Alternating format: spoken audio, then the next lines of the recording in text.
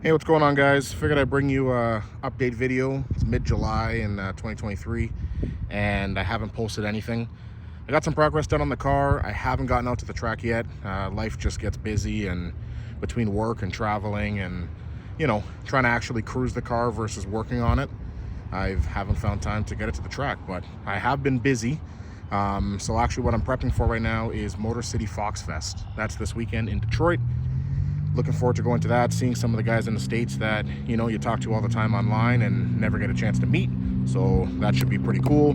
See a good variety of cars. My dad's heading out with his 82 GT as well. So that's this weekend. So I got the car all cleaned up, just topped it up with some gas, and I figured I'd give you guys a bit of an update to the car before I go to the show. So visually, the car looks about the same. I lowered the front a little bit more. But the biggest differences that we did from the last video that we talked about is the aluminum exhaust and the fuel cell. So in the last video, you could see that gas tank hanging down pretty far. Now you don't see it, which is awesome. That's the look I was really going for. Kind of when you peek under the car, you see the aluminum mufflers and you see the rear end, but you don't see a gas tank hanging down. So in the trunk, I'll show you guys how I did it, because I didn't want to do any sort of sump.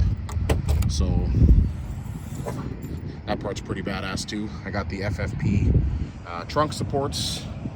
Shout out to FFP, those are awesome pieces. So in the trunk, looks like a lot. There is a lot going on, so there's not much room.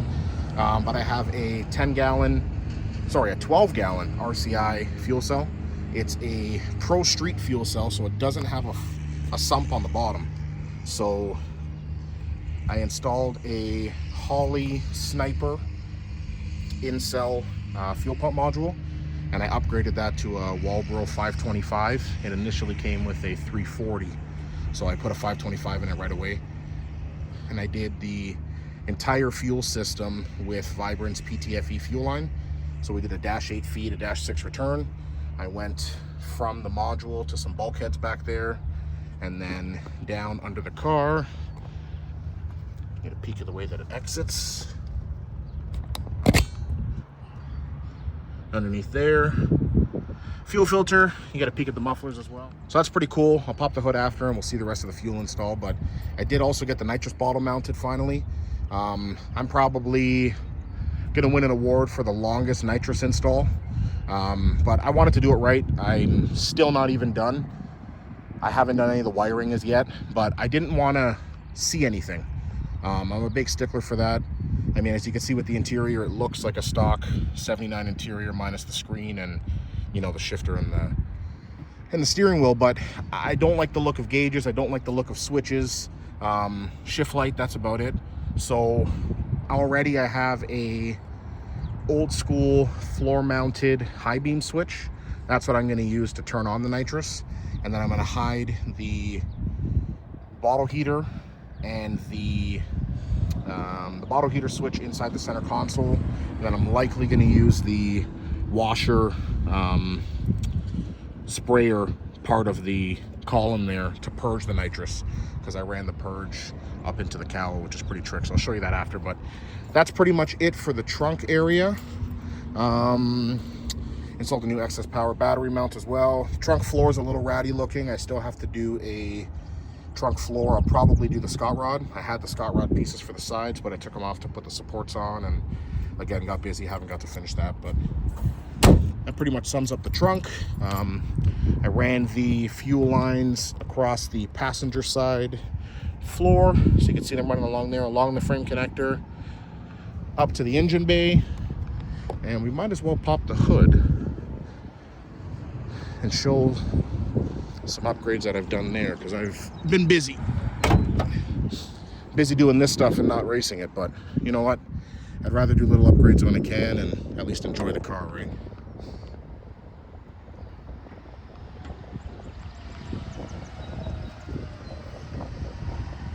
So we've definitely got some upgrades. The whole fuel system is done. So I ran the fuel lines up along the side there, up along the motor, and we did the -8 feed on that side, the -6 return, underneath the regulator. But this is the new look for the engine bay. I went a little bit more bling bling. I figured why not. Local guy to me was able to polish up some stuff, so I did end up polishing the Holley EFI elbow, and I had these Ford Motorsport valve covers that I was hoarding that I figured I might as well put on the car, so I had them polish those. We color matched the Motorsport to the outside of the car just for a little touch. We also did the Vibrant 2-port catch can for my vacuum pump setup.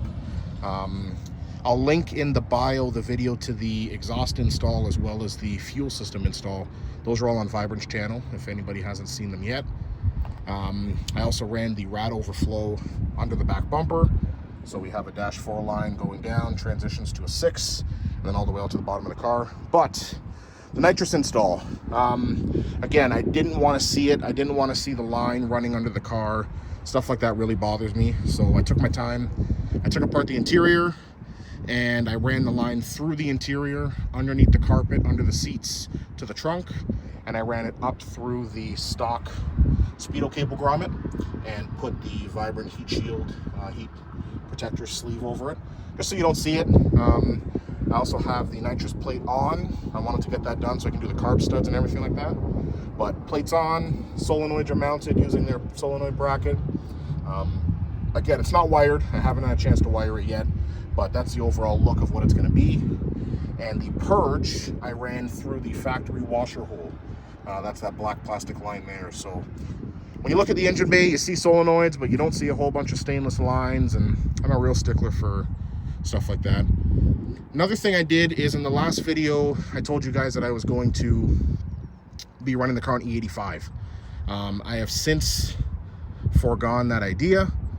I really thought about it, and I racked my brain, and you know, I was really gung-ho for it, but the more and more I thought about it, I don't really want to go to the track and change fuels. I said in the last video, we don't have E85 here at the pumps, so it was a matter of me getting it, which wasn't expensive. It was about $500 for the barrel, but I didn't want to go to the track and drain fuels and have to bring fuel with me, and I just want to go to the track and make passes. So I will be keeping the car on 94 octane, but what I will be doing is I want to try to go 990s, or at least, you know, maybe 590s in the 8th. So if that's going to happen, I got to spray a decent amount of nitrous. So I'm hoping to spray about a 200 shot, 175.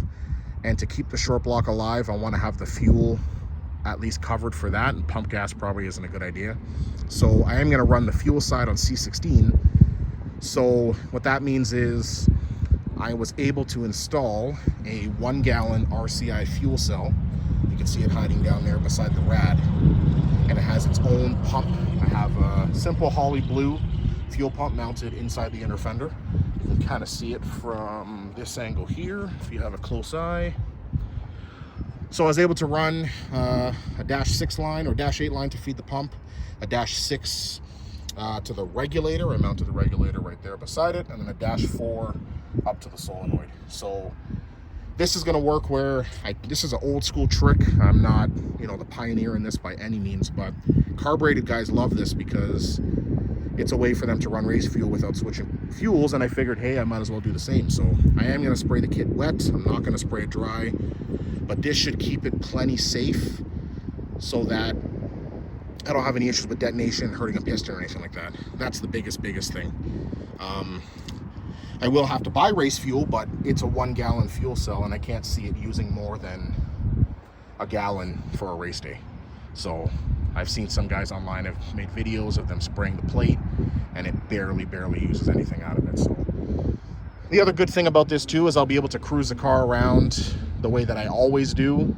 And if I want to use it on the street, or if I want to just decide one day, hey, let's go to the track, I don't have to hunt and find things. And you know, if the cell always has fuel in it, I'm good to at least make a day at the track. So that basically covers the bay. The biggest thing is the exhaust. So the exhaust I was super happy with. Shout out to Mark at Proper Fabrications. He was able to get the aluminum exhaust all done for me. It sounds awesome. It tucks up super tight to the floor of the car. That was another thing. My other exhaust with those Dynamax mufflers used to hang down really low. This setup here does not. So you can see the mufflers peeking back out there. super tight to the floor. Really happy with it. So I'm gonna fire it up, do a quick walk around. It's a little quieter than before, which I'm very happy with because it was a little too loud before. So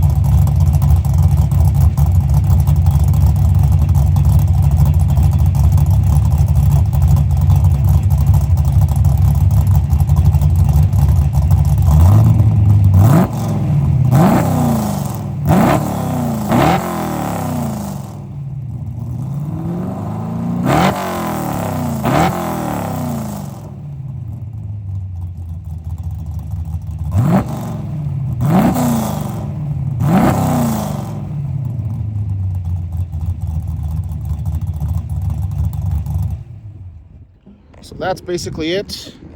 So next up is Motor City Foxfest. I'll probably get a little bit of footage from that.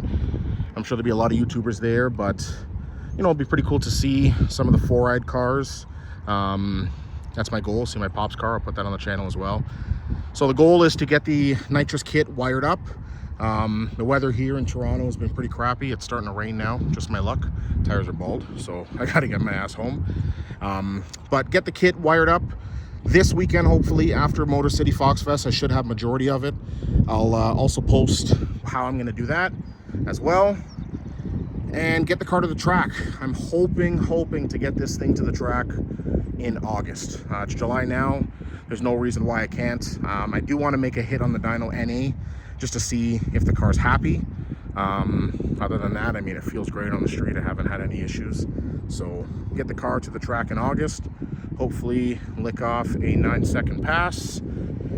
It's gonna be tough because of the tire I talked about in the last video, but we're gonna give it a go. If not, I'll do it in the 8th and buy a set of 28-inch slicks next year. So that's it. This is the update for the car mid-season. We're going to Motor City Foxfest, so I'll hopefully have this up before I leave tomorrow, and we will see everybody there. See you on the next one.